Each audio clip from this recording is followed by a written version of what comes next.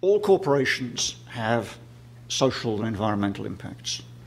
And you can't really operate as a corporation without having an environmental impact and a social impact. Every corporation produces carbon dioxide and greenhouse gases. Every corporation produces waste. Every corporation employs people. It may pay them decent wages, or it may pay them bad wages. It may employ them under good conditions or bad conditions. It may employ child labor. It may not employ child labor. But there is a range of parameters, possibilities here, but all corporations have impacts both in the social and the environmental field. And that's obviously always been the case since corporations began. However, within, I guess, the last, I don't know, roughly 10, 15, maybe 20 years, probably 15 years, these environmental and social impacts have become much more a matter of concern than they used to be historically. And in particular, much more a matter of concern within the corporations.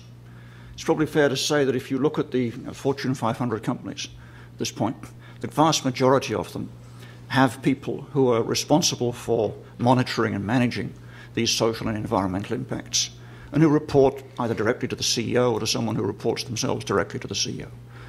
So in other words, the corporate social and environmental impacts have become the stuff of corporate executive decision-making and of corporate policy in a way that they weren't even relatively recently, as little as, say, 20 years ago.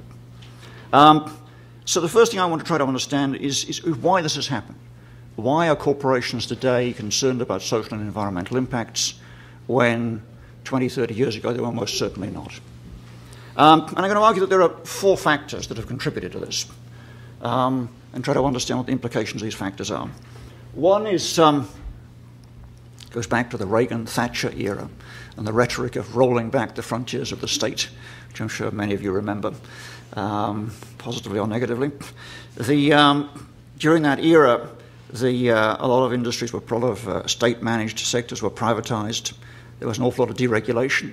And one of the consequences of that was that if you transfer things from the state to the private sector, or you deregulate the private sector, one of the consequences of that is that standards and decisions which used to be made by the state now come to be made by the corporation.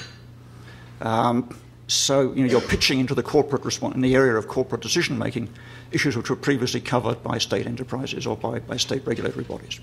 You can see that actually even in during the last 7 years of the current Bush administration.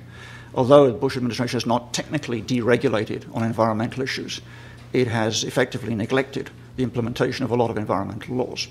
And as a result of that, corporations have choices which they didn't used to have.